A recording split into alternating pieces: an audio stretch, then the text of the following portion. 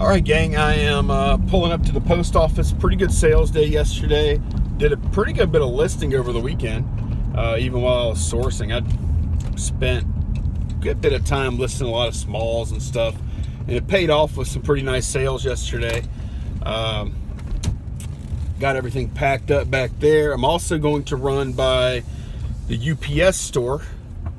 The reason for that, remember that Yee little action cam that I've been trying out? Well, turns out I'm not happy with it. It doesn't stay in sync with video and audio.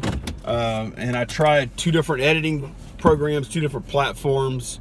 My memory cards are SanDisk Ultras, which are really good, so it has nothing to do with that. And I asked for a return, and the guy granted it, which I feel kind of bad because I bought something brand new, returning it in used condition, but it just doesn't perform like it's supposed to. I hate to say it. But yeah, the audio and the video don't stay in sync, and it's very noticeable. So that's not going to work for me. I actually already ordered a GoPro Hero 3 Plus Black Edition with a bunch of like accessories and stuff off of eBay used. I got a really good deal on it, so I'm going to try that out. I'll keep on fiddling around. I'm very particular about equipment though, so I'm thinking this is going to work out. I know John's got one. I think he's got the same camera, and he likes his, so I talked to him about it and decided to go ahead and make that purchase. So yeah, the cam I bought is called a Yee Discovery, and I read reviews. I watched YouTube reviews and this and that on the cam, and they were like overwhelmingly positive. And I don't know why. I blame myself for being kind of cheap and not just getting a GoPro to begin with. But yeah, I do not recommend buying that particular model anyway of that line. Now the video quality I thought was good. The video sensor is good. The mic sucks. The sync issues suck, of course. So I do not recommend it. Maybe some of their more expensive, higher models are better. Don't know. But yeah, I think I'm probably going to be happy with the GoPro. So what I'm going to do now, I'm going to hit the UPS store I just dropped off at USPS and hand them this camera. Guy gave me a UPS label.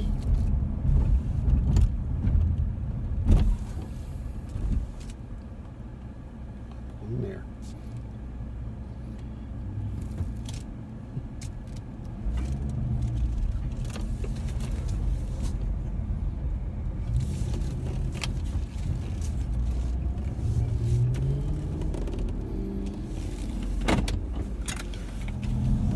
Okay, that's done, and now just down the street, like literally just down the street, I'll turn y'all around, is the Goodwill. And man, they're not too busy today. They've been pretty busy lately though. But I'm gonna run in here real quick, probably not buy anything. I think I've come here like 4 trips in a row without buying anything, but I'll give it a shot. Today I've got 2 things that we're gonna do. First, I'm gonna get a burrito. It's Taco Tuesday, but I have this great little burrito truck. Oh man, asada, I think they call it asada burrito. Oh my gosh, it's so good, so good. I don't know what they marinate their steak in, but man, it is delicious. Get one of those today, and then when I get back, we're gonna talk more about YouTube video, and I'm gonna show y'all how I shoot all these clips in the phone, which is easy enough. I'm doing one right now. And then how I actually put those together into a video and get them up on YouTube. It's really pretty easy, at least with Apple products. I don't know how it is with Android. It may be equally easy, I just don't know. But I'm gonna show y'all how I do it with my iPhone, and I use an iPad. You can do it all from the iPhone though. You literally can. And how I, upload it to YouTube. I'm gonna share that. Hopefully y'all will learn a little something. Now my production quality is admittedly fairly low because I have a pretty, I don't know, we'll call it active shooting schedule because I'm shooting every day, so I don't spend much time on production value, but I'll show you what I do. Hello. All right, so I'm shooting some jerseys up here, and I'm using my phone to shoot this video right now, so I don't get a very wide angle, as you can see. And man, this is I think, in my opinion, the white looks really good against that blue wall, so I'm gonna try it out. I'm not necessarily always gonna do clothes like this. I just don't have anything else set up. I think I'm gonna have something that like folds up, that's white, and that can fold down like on a hinge in front of this area here for whenever I want to take pictures of clothing, whenever I want to use a white background. But for today, I'm going to use this wall. And I think it looks pretty good. I've got my 3 lights. I've got a light here clamped to the bench, a light clamped to the bench over there, and then I have one clamp to the 2x4 up there. And it's lighting it up very well. Pictures are coming out pretty decent, I think. So hopefully I make a bunch of money on these jerseys. I have 9 jerseys, and I have, let's see, I paid $35 for 9, so I paid like $3 something a piece for them. So ought to be some pretty good profit here. All right, guys, so I'm going to show y'all real quick the method I use to get videos up really fast. This is like during the week kind of vids. Screen sharing something kind of different, so I'm not going to cover that right now, but this is like when I just do like vlogs on the phone. This is how I do it. So, all right, guys, I'm going to show you exactly what I do to make a movie. And what I've done is I've sent 4 clips, just sample clips, from my phone to my iPad via AirDrop. And it just, from your camera roll, you just hit select, and you choose which ones you want to do, and then you hit the little box that looks like this, except the arrow is pointing up, and then you'll be able to AirDrop to one of your other devices. And that's how I got the videos into the iPad. So then I hit plus, that creates a new movie. Create a movie, and then I go to all photos, and then it shows the clips I'm talking about right here. And you just select your clips, and you want to select your clips in the order that you want them to show up in your video. And then I hit create movie. All right, so now we're going to end up with this timeline thing. Okay, and you can move along the timeline like this, and you can see each distinctive clip. And let's say, oh man, I really didn't want this clip in here. You can tap on it, and then you can can it. And then let's say the beginning of this video. All right, guys, so I'm going to show y'all real quick the method I use to. Let's say that first little part right there, I want to cut that out. I just tap on the video, and then you see where the cursor is? That's where I want to perform the action. I hit split.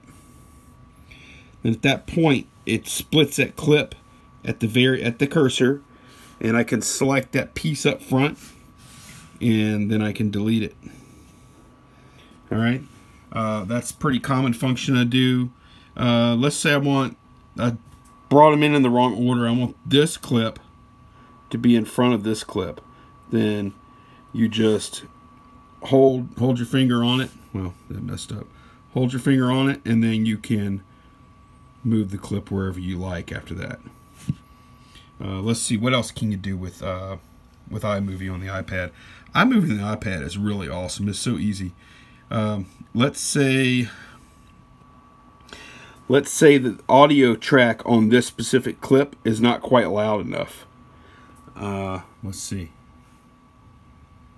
You just tap on the clip, and then you hit volume, and then you can crank your volume up or down for that clip, and it'll adjust it. And you can also apply filters and do titles. I don't even do titles. I don't see the point. I honestly don't see the point of doing titles. So I've showed y'all the basic functions that I use. So let's go ahead and create this thing. So when we're done, everything's like we like it. Then I'll do done, and I'll hit this little thing to share it out, and then I'll save video. And since this doesn't involve like a screen share or anything like that, I'm just going to do a 720p. A lot of times that's what I do on just a vlog, where the resolution isn't really that big of a deal. And you can see it's exporting movie, and the movie is 2 minutes 6 seconds long.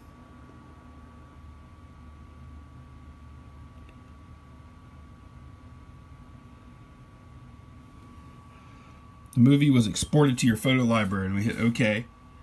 And now, now we're at the home screen of the iPad again, and I'm going to go to the YouTube app.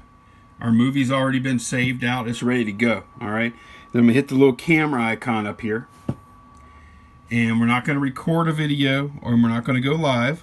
What we're going to do is we're going to choose this last video here in my camera roll, because that's the one that we just saved out. It's 2 minutes 6 seconds. So I select that. It brings up a preview where you can where you can make sure that's the right video, and then you just tap next. And then at this point you can name your video, put a description in, choose the privacy. If you want it public right away, you just tap here and you choose public.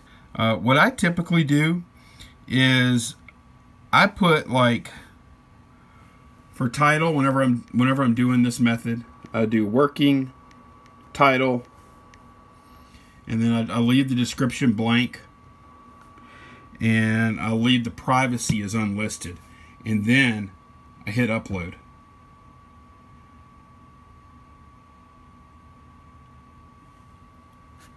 And it's supposed to, oh, there it is. It's uploading right here. See? And that's a really short video, so it's just going to take like a minute.